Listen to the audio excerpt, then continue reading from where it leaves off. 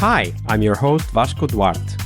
Welcome to the Scrum Master Toolbox podcast, where we share tips and tricks from Scrum Masters around the world. Every day, we bring you inspiring answers to important questions that all Scrum Masters face day after day.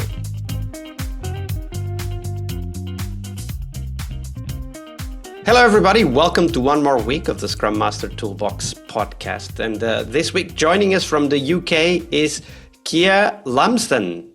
Hey, Keir. Welcome to the show. Hello. Fabulous. Great to be here. So Keir has a name that is very unfamiliar to me, but I just heard that it is actually shared with the Prime Minister of the UK at the time that we record. So it should not be so unfamiliar. But welcome, Keir, to our show. Keir is a former developer and has been fully immersed in Agile practice for the past 10 years, with a mind that constantly seeks lessons beyond the realm of software development. He enjoys writing and speaking about these insights, and that's exactly what we will be doing here today. Keir, before we go deeper into the topics of the podcast, share with us a little bit more about yourself and how did you end up becoming a Scrum Master? Hello. Well, to be perfectly honest, I probably got what might be considered a bit more of a traditional route. It was software development. If you cast your mind back to the year 2000, I was 18 without a purpose. And I parked the idea of going to university for at least a year while I kind of worked out what inspired me. And I saw a trainee / apprentice developer role, and I applied and got it. And as I said, the rest is history. I was a developer for 15 years, working in a language called RPG, which I suspect a lot of people won't have heard of because it's a little archaic. But that was on IBM AS400s and I-series. My first job, I was a developer. I was desktop support. I was project manager. I was QA. I worked in compliance. I learned a lot. But I subsequently moved to financial services organization working in general insurance after 7 odd years. And I was an analyst programmer, senior analyst programmer, development lead, a development manager. All through this, I was searching for better ways of doing things. And that led me to Kanban through the sort of the concept of transparency and the concept of sort of visualizing the work. And alongside a few other people in my organization to Scrum. Then, to be honest, knowing to really hone my skills, I needed to move away from the organization in which I'd been a developer. I took on a job where my technical skills were worth nothing, and I went from there. So I have a development background, which definitely helps sometimes, but my technical skills are somewhat redundant now. Now, this kind of path, or traditional path, as you called it, I don't know these days if we can talk about that anymore because there's so many people from so many backgrounds in Scrum Master and Agile coach roles. But this traditional path, as it were, I bet showed you some like really big problems that you observed in software development and how people related to each other, which no doubt influenced your career as well. And I don't know if you're going to talk about that, but or after you were a Scrum Master, but today is Monday, of course, Fail Monday, as we call it here on the podcast. So we really want to explore one of those moments of failure, of difficulty, of struggle. We all go through those, and we learn a lot from those. How about yours, Keir? What was that moment of struggle, and what did you learn from it? I've seen a few, I have to say. But I think one of the things I'd like to kind of I think talk about is, as a Scrum Master, you want your teams to understand, apply, and ultimately be successful with Scrum. And there's a level of investment that you give actively to your team, both emotional and through your time. And that can sometimes lead to either create an element of opacity when you're reflecting on what's going on, or you might look through a lens that skews it. Scrum will help you inspect and adapt, but if that transparency is through rose-tinted lenses, then you might be inspecting the wrong situation. Can you tell us an example of that? Like the example, the story you have in mind. Yeah. How did that happen? Yeah, I was potentially being coy about this, and I don't need to be. I'll get to the point. I myself am happy to admit there are times when I've not done this. So I've been maybe suffering from an element of cognitive dissonance, or I've just not been conscious about the extent of things I was missing. A few years ago, I worked with a multi-skilled team. They were firmly wedged in the complex domain. We're applying new technologies, new skills, new ways of working. And we're really flat out applying new cloud technologies and the associated architecture. We're making progress, but simply not to the extent that we imagined we could, and ultimately we needed to. As kind of hanging over us in a sort of Damocles way was contractual agreements in place, and that necessitated us having an outcome in place by a specific date. So basically, you were coming up against the deadline, and nothing was ready to be shown. Not as much, not what we needed to be shown. Yeah, and it's not an ideal situation to be in, and I would love for it not to be, but you play the hand you're dealt, don't you? What's the Gandalf quote from Lord of the Rings? So do all who live to see such times, but it's not for us to decide. All we have to decide is what we do with the time that's given to us. It's you kind of have to take that approach sometimes. But the reality was we didn't have the levels of experience and skills needed to make the progress that was needed. And we were seeing the outcomes that we were able to achieve, but maybe missing the ones that we weren't able to achieve. We were missing our Can you give an potential. example? Like of course, without disclosing anything that might not be that you might not be able to disclose. But can you give an example of that? Like how would you illustrate that aspect of the team looking in the wrong place for the information regarding progress? I think what's interesting is it's almost you could take the context of Dunning-Kruger, if you were, like contextual Dunning-Kruger. We didn't know what we didn't know. And as we were kind of making our way through, we sat on Mount Stupid and suddenly realized the amount of stuff that we still had and the amount of complexity was there far outweighed what we perceived it to be. So we recognized that eventually, but realistically too late. And there were contractual penalties and significant additional costs as a result of it. So I think there's lessons we can take from this. And it's something I reflect on now as having learned rather later than I would like to have done.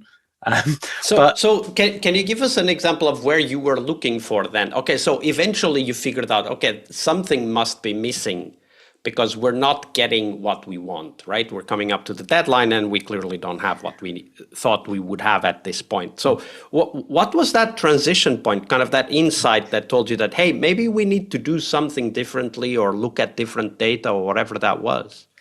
I think it was looking at understanding different skills. It was as we unveiled more, we realized we didn't understand enough to be able to make the progress, and we were effectively and we were getting the feedback that we were going down routes and then failing and struggling and realizing that we had to double back and take another path, and that's absolutely fabulous for a team to do. It's the right things to consider. It's the right situation to be in, that you learn from the things you try and you recognize what they're telling you. But if there is someone who or skills that where you could have picked a different path to start with, and that's something that you could have actually actively made the decision to bring on, then that's a lesson you could learn. And it's one of those that, having had that failure, it potentially gives me context looking at other situations now. So let's imagine that you could go back in time and go back to a moment before that realization, somewhere in the middle of that delivery. But of course, with the knowledge that you have today, after having lived through that story, what would you do differently? Like, what were the things you've learned that you would apply? Would you have the chance to go back and do it again? I think the common advice, or the advice I give myself now, is to take moments to reflect on my own horizon and whether my focus was sometimes set too low. In that my focus was entirely on the team, and maybe I was emotionally drawn into the context of the team, and I was invested in them, which is positive, but maybe I was overly invested to the point where I wasn't seeing beyond that team, and I was focused entirely on them and not on the bigger picture and not on the opportunities that were there. And because that kind of reflection, I mean, you mentioned it a moment ago, right? It's the things we don't know, right? And that kind of reflection needs to have certain structure, certain, I don't know, even bringing in new people or whatever. But we can't reflect on what we don't know. So when we find ourselves in that situation, if you could kind of translate that into a tool, an approach, a practice that you've taken from that project that you still apply, what do you do now differently to be mindful, even though you can't know what you don't know, but at least be mindful that there are things that may affect progress for the team, but you're not aware of? It's a difficult question to answer, yeah. But I see where you're coming from. I think it is almost, as you allude to, it's contextual. Is that you simply, there are some situations where you are going to have that realization early, but there are others where you simply don't have it until too late, and sometimes that is maybe you simply don't have the experience to recognize what the situation is telling you. I think it's one of those broader points is that I think I've learned to ask the questions. Said one of the what actually kind of tying into what I said in my bio was I was listening to a podcast about a journalist whose killer question was, "Is there anything I should have asked you?" And sometimes that's the approach we can take. Is is there something that I could be doing to help you? Is there something we could be doing that's outside of this team that would help us make this progress? And it broadens the horizon up above where you're focused on the specific team, and asks an open question that anyone could then say, well, hang on a minute.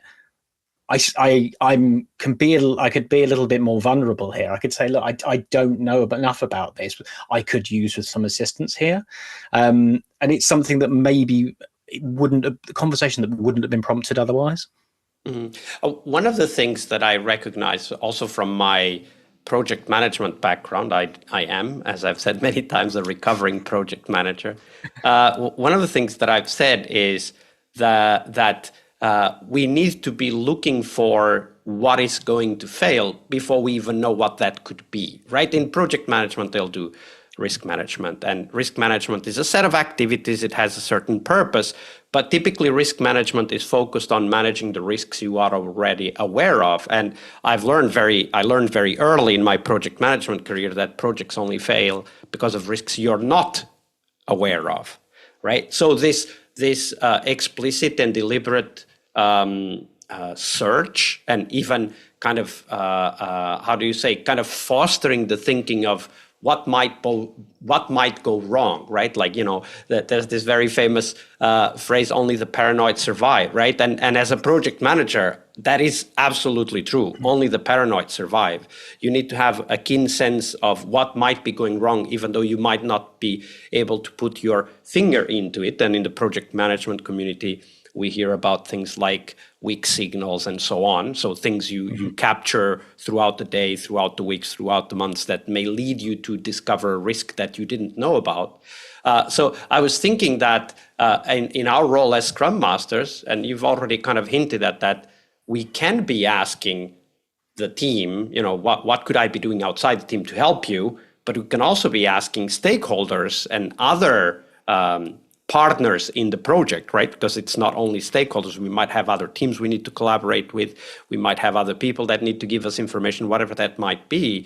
But kind of constantly asking, is there something you don't know that you need to accomplish what we need to accomplish, right? Like kind of on purpose and deliberately trying to fish for these weak signals, as project managers call it, that might lead us to get insights into risks that are coming our way. We just don't know about them yet.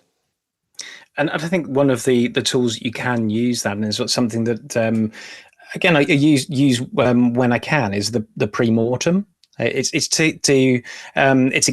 trying to catalyze a situation where you start to have conversations about and be ostensibly be vulnerable about the things that could go wrong and the things that if they did go wrong, would you be able to respond to them?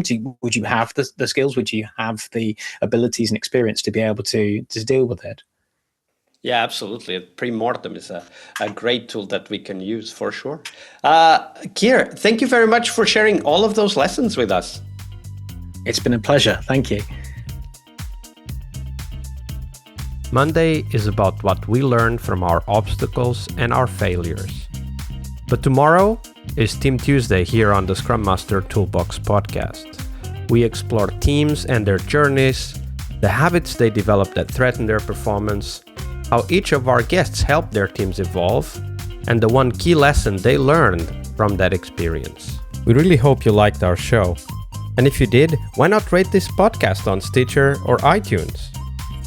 Share this podcast and let other Scrum Masters know about this valuable resource for their work.